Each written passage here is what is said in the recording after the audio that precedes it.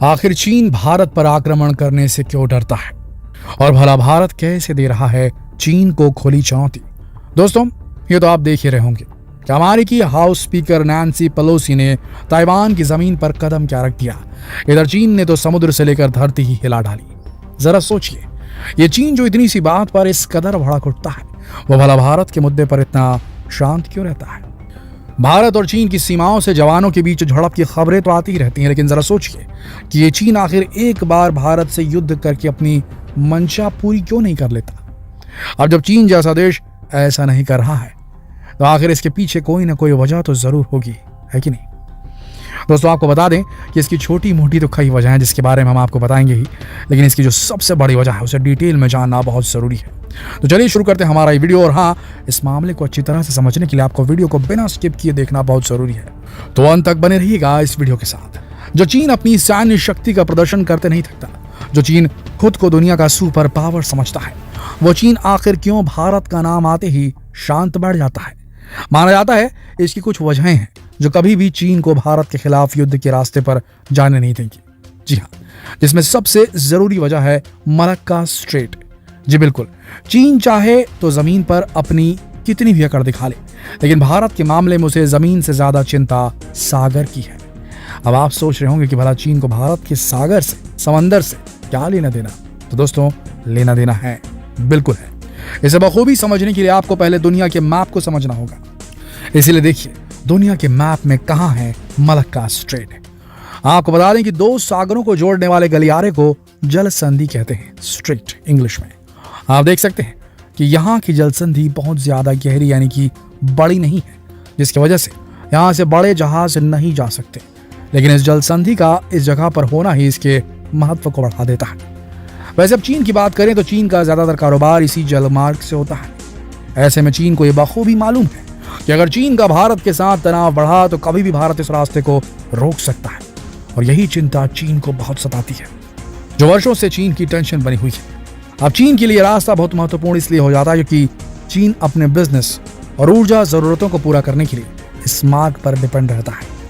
चीन की करीब 80% तेल की सप्लाई इसी मलक्का जल संधि मार्ग से होती है।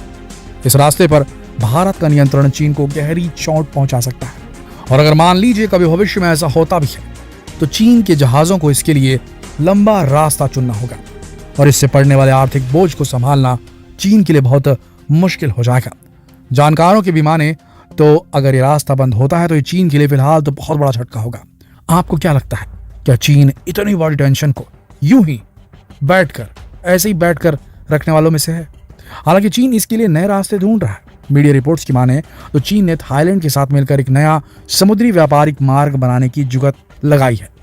वो अपने महत्वाकांक्षी project belt and road initiative के साथ थाईलैंड को जोड़कर इस्थमस नहर बनाना चाहता है, जिसे थाई कैनाल के नाम से भी जाना जाता है। इस पर करीब $50 अरब के खर्च आने की बात कही जा रही है, लेकिन खबर यह है कि फिलहाल तो थाईलैंड ने हाल ही में इस परियोजना के लिए चीन को मना कर दिया है। आपको यह भी जानना चाहिए कि 2003 में ही चीन के उस वक्त के राष्ट्रपति हू जिनताओ ने मलक्का जल संधि को चीन की टेंशन बताया था, क्योंकि उनकी माने तो यह मार्ग चीन के लिए लाइफलाइन की तरह है और भारत के लिए इसे रोकना ज्यादा मुश्किल काम नहीं है। ऐसे में जिनताओ ने जिस दुविधा की बात की थी वो इस दौर में आसानी से समझी जा सकती है। दरअसल जैसा कि हमने आपको पहले भी बताया कि मलक्का जल संधि एक बहुत ही सकरा समुद्री मार्ग है जो करीब 800 किलोमीटर लंबा है। ये सिंगापुर, मलेशिया, इंडोनेशिया के बीच में स्थित है। साथ ही दुनिया के सबसे भीड़भाड़ वाले व्यापारिक समुद्री मार्गों में से भी एक है। यहाँ से करीब 75,000 जहाज हर साल गुजरते हैं। ये हिंद महासागर में स्थित अंडमान सागर को दक्षिण चीन सागर से जोड़ता है। ये तो बात हुई समुद्र की। अब बात करते हैं बाजार की। जी हाँ, भारत का बाजार, ये भी एक बड़ी वजह है जिसके कारण चीन भारत पर हमला करने से डरता है। कि अगर चीन ने ऐसा किया तो उसके विदेशों में फैले बिजनेस का एक बहुत बड़ा हिस्सा इफेक्टिव हो सकता है। जी हाँ, चीन के लिए भारतीय बाजार काफी महत्व रखता है, क्योंकि भारत में साल 2010 में 30 से 40 चीनी कंपनियां भारत में काम कर रही थी, लेकिन अब इन 10 सालों में यह संख्या करीब 500 हो चुकी है। भारत अपने टोटल इंपोर्ट का लगभग 14% चीन से आयात करता है। चीन से मुख्य रूप से इलेक्ट्रिक मशीनरी, सेलफोन, भारी machinery, telecom equipment, electric equipment, plastic के खिलौने, फार्मा सामग्री, फर्नीचर, उर्वरक, खाद्य पदार्थ और कपड़े जैसी चीजें भारत लाई जाती हैं।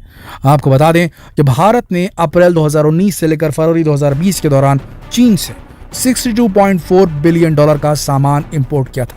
अब आपके मन में ये सवाल आ रहा होगा कि जब भारत इंपोर्ट करता है तो डरना तो भला भारत को चाहिए ना।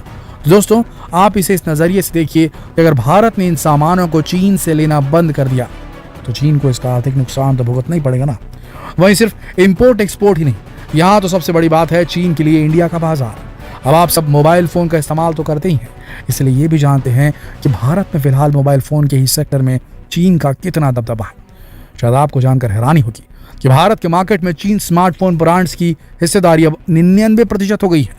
तो आप कहेंगे अब इन आंकड़ों को देखते हुए चीन को अपने बिजनेस को देखते हुए टेंशन तो जरूर होगी कि अगर उसने भारत के साथ युद्ध छेड़ दिया तो फिर उसके रेवेन्यू का एक बहुत बड़ा हिस्सा कमजोर पड़ जाएगा। और अब ये तो बात सिर्फ स्मार्टफोन्स के मार्केट की है, तो सोचिए दूसरी और चीजें जैसे गाड़ियां, इलेक्ट्रॉनिक सामान जैसे मार्केट में चीनी कंपनियों के कितने भाव होंगे। अब यहाँ इंटरनेशनल प्रेशर की बात अगर ना की जाए तो शायद ये वीडियो अधूरा ही लगे, इसलिए यहाँ आपको ये भी बता दें कि चीन काफी हद तक इंटरनेशनल प्रेशर की वजह से भी भारत के साथ युद्ध करने से पहले 100 बार सोचेगा, क्योंकि पिछले कुछ सालों में भारत की विदेश नीति इतनी बेहतर हो गई है कि ब्राजील, अमेरिका, यूरोप तो भारत के मुरीद हैं। अब ईरान, तुर्की और मलेशिया जैसे विरोधी भी मदद के लिए भारत की ओर ही देखते हैं।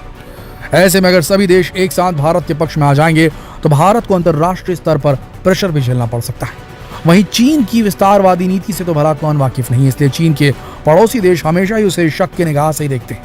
आपको बता दें कि चीन की जमीनी सीमा 14 देशों के साथ जुड़ी हुई है। यह उत्तर Korea, Kazakhstan, Kyrgyzstan, Malaysia, Kazakhstan, Afghanistan, Pakistan, रूस, मंगोलिया, दक्षिण कोरिया, म्यांमार, नेपाल, भूटान और भारत। इसके अलावा चीन की समुद्री सीमा भी Japan, Vietnam, Philippines, Cambodia, Indonesia, Brunei, Taiwan से भी मिलती है। अब इसमें से पाकिस्तान और उत्तर कोरिया के अलावा हर देश की जमीन पर चीन की बुरी नजर है। दक्षिण चीन सागर में भी चीन की करतूतें किसी से छिपी नहीं है। बस यहाँ यही वजह है कि चीन के सभी पड़ोसी देशों के भारत से अच्छे रिलेशन हैं। आप ही देखिए ना, चीन के बिल्कुल बगल के वियतनाम, फिलीपींस जैसे कई देशों ने भारत से ब्रह्मोस मिसाइल खरीद कर उसे चीन की तरफ तैनात भी कर रखा है। यह चीन की मुश्किल का बड़ा कारण है। ऐसे में चीन ये अच्छी तरह जानता है कि अगर उसने भारत को छेड़ने की कोशिश की तो उसे कूटनीतिक रूप से घेर लिया जाएगा। वियतनाम, जापान, ताइवान, फिलीपींस सहित कई छोटे देश चीन से अपना हिसाब चुकाने उतर आएंगे। ऐसे में चीन की सेना को एक साथ कई मोर्चों पर उलझना पड़ सकता है।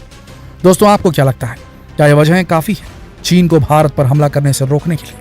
अगर आप इस मुद्दे पर हमसे कोई जानकारी शेयर करना चाहते हैं तो नीचे कमेंट सेक्शन में लिखकर हमसे जरूर शेयर करें। और शेयर की बात से याद आया कि इस वीडियो को अपने जानकारों के साथ भी शेयर करना बिल्कुल ना भूलें, फेसबुक पर, व्हाट्सएप पर, यूट्यूब पर। कल फिर मिलते हैं एक और दिलचस्प वीडियो में। तब तक के लिए आप सबका इस वीडियो के अंत तक बने रहने के लिए दिल की गहराइयों से धन्यवाद।